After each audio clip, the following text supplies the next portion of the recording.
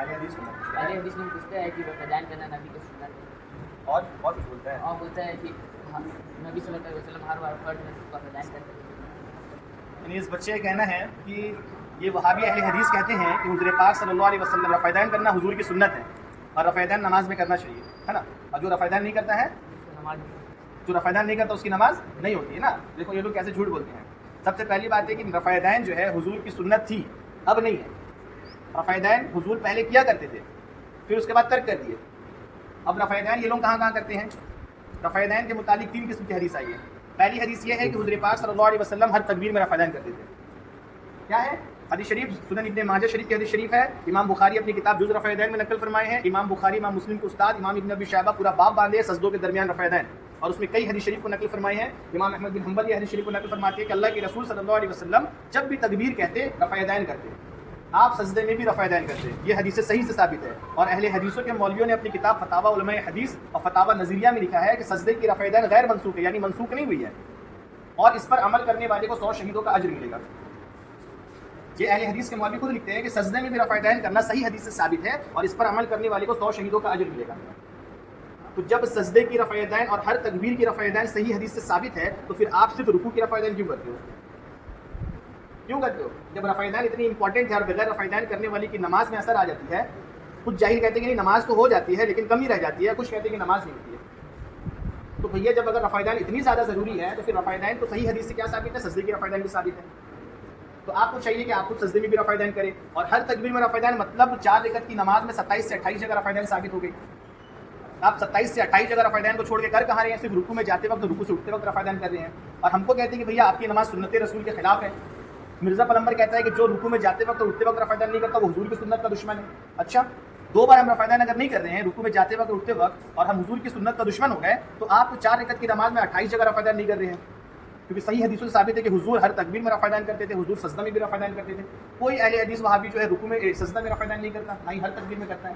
تو جب 2 جگہ رفیدین نہیں کرنے کی وجہ سے ہم وہابیوں کے مطابق حضور کی سنت کا دشمن ہے، تو پھر وہی اصول کے مطابق وہابی اگر 28 جگہ رفیدین نہیں کر رہا ہے تو وہ کتنا بڑا دشمن ہوا نا.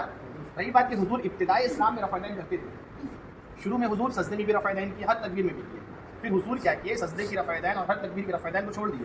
پھر صرف حضور جو ہے رکوع میں جاتے وقت رفیدین کیے اور رکوع سے اٹھتے وقت رفیدین کیے اور تیسری رکعت میں کھڑا ہوتے وقت رفیدین کرتے تھے. تو صحابہ اکرام جب دیکھیں کہ حضور یہ ساری رفیدین کو چھوڑ کے صرف رکوع میں کر رہی ہے تو صحابہ اکرام بھی رکوع میں کرنے لگے. پھر اس کے بعد حضور رکوع کی رفیدین کو بھی منع فرما دیے اور پھر آپ صرف تکبیر اولیٰ میں ایک بار شروع میں رفیدین کرتے جیسے ہم لوگ کرتے، اس کے بعد آپ کہیں رفیدین نہیں کرتے. تو صحابہ اکرام بھی تمام رفیدین کو چھوڑ کے صرف ویسی نماز پڑھتے تھے جیسے حضور صرف ایک بار رفیدین کرتے تھے. تو ہم بھی ویسی نماز پڑھتے ہیں، حضور جو چیزوں کو چھوڑ دیا ہم اس پہ عمل نہیں کرتے ہیں. اب رہی بات کہ بھائی دلیل کیا ہے ہمارے پاس؟ صحیح مسلم کی حدیث شریف ہے، حدیث نمبر 968 اور حدیث نمبر ہے 969. اور یہی حدیث شریف امام نسائی رحمۃ اللہ تعالیٰ علیہ حدیث نمبر 1185 پہ نقل فرماتے ہیں. کیا فرماتے ہیں؟ حضرت جابر بن سمرہ فرماتے ہیں کہ ہم نماز پڑھ رہے تھے اور حضور تشریف لائے اور ہمیں نماز میں رفیدین کرتا دیکھ حضور پاک صلی اللہ علیہ وسلم نے فرمایا کہ یہ مجھے کیا ہوا کہ میں تمہیں نماز میں اس طرح رفیدین کرتے ہوئے دیکھتا ہوں جیسے شرکس گھوڑوں کی دمیں ہلتی ہے، نماز سکون سے ادا کرو. تو اس حدیث شریف یہ صحیح مسلم کی حدیث شریف ہے، اس کو تو کوئی وہابی ضعیف بولنے کی ہمت بھی نہیں کر سکتا. تو اب اس حدیث شریف سے کیا معلوم ہوا؟ حضور نے کیا کیا؟ حضور نے ہمیں رفیدین کرنے سے منع فرما دیا. تو جب حضور رفیدین کرنے سے منع فرما دے تو ہمت ہے ہماری کرنے کی؟ ہم دکھا رہے حضور رفیدین کرنے سے منع فرمایا، تم دکھا دو حضور رفیدین کرنے کا حکم دیے؟ نہیں دکھا سکتے. پھر اس کے بعد صحابہ اکرام کا عمل کیا رہا؟ اب صحابہ اکرام سے ترمذی شریف کی حدیث لے لیجیے، حدیث نمبر 257. حضرت عبداللہ ابن مسعود فرماتے ہیں تابعین اور صحابہ اکرام کی مجلس میں بیٹھ کے کہ کیا میں تمہیں رسول پاک صلی اللہ علیہ وسلم کی نماز نہ پڑھاؤں جیسے حضور نماز پڑھایا کرتے تھے؟ صحابہ اکرام اور تمام لوگ کہتے پڑھائیے. پھر حضرت عبداللہ ابن مسعود کھڑے ہوتے ہیں اور تمام لوگوں کو نماز پڑھانا شروع کرتے ہیں. اور پھر آپ راوی فرماتے ہیں کہ حضرت عبداللہ ابن مسعود جو ہے صرف نماز کے شروع میں ایک بار رفیدین کرتے، اس کے علاوہ کہیں بھی رفیدین نہیں کرتے. تو کیا حضرت عبداللہ ابن مسعود سے زیادہ بہتر نمازی جانتے ہیں؟ نہیں جانتے ہیں. پھر امام ترمذی فرماتے ہیں یہ حدیث حسن صحیح ہے. کیا فرماتے ہیں؟ یہ حدیث حسن ہے. بعض مسلم فرماتے ہیں یہ حدیث حسن صحیح ہے. اور پھر آپ فرماتے ہیں بہت سے اہل علم صحابہ اور بہت سے اہل علم تابعین کا اس پہ عمل ہے. اور یہی قول سفیان ثوری، عبداللہ بن مبارک اور اہل کوفہ کا بھی ہے. یعنی اہل کوفہ بھی کہتے ہیں کہ حضور صرف ایک بار رفیدین کرتے تھے، اس کے علاوہ نہیں کرتے تھے.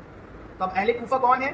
حضرت مولا علی کرم اللہ وجہ الکریم، جن کے بارے میں حضور نے فرمایا انا مدینۃ العلم و علی بابھا، میں علم کا شہر ہوں، علی اس کے دروازے ہیں. وہ مولا علی کرم اللہ وجہ الکریم اپنے دور خلافت میں جو ہے کوفہ چلے گئے تھے اور کوفہ کو دارالحکومت بنائے تھے، اپنا خلافت کا کیپٹل بنائے تھے. اور وہ کوفہ کو علم کا مرکز بنا دیے تھے, اور مولا علی کے ساتھ 1500 صحابہ اکرام جو ہے کوفہ چلے گئے تھے. تو امام ترمذی کے مطابق اہل کوفہ بھی رفع دین نہیں کرتے تھے, مطلب حضرت مولا علی کرم اللہ وجہ الکریم کے ساتھ 1500 صحابہ اکرام بھی رفع دین نہیں کرتے تھے. تب ان کی نماز کے بارے میں یہ وہابی کیا کہے گا؟ کیا ان صحابی سے زیادہ بہتر نبی کی نماز کو یہ وہابی جانتے ہیں؟ نہیں جانتے نا. اور پھر جن کی حدیث کو پیش کر کے یہ رفع دین کرتے ہیں, حضرت عبداللہ ابن عمر کی روایت کو جو بخاری میں ہے, حضرت عبداللہ ابن عمر خود رفع دین نہیں کرتے تھے.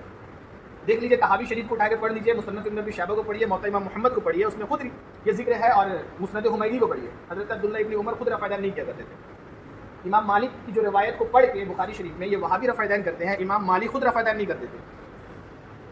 ٹھیک ہے, تو کلیئر ہو گیا کہ حضور پاک صلی اللہ علیہ وسلم رفع دین چھوڑ چکے تھے. جو وہابی کہتا ہے کہ رفع دین تم نہیں کرتے, تمہاری نماز نہیں ہوتی ہے, تو آپ کہیے کہ بھائی نماز تو رفع دین تو تم بھی نہیں کرتے, کہاں نہیں کرتے, سجدے میں نہیں کرتے, وہ بھی صحیح حدیث سے ثابت ہے, پھر تمہاری نماز بھی نہیں ہوتی. ٹھیک ہے.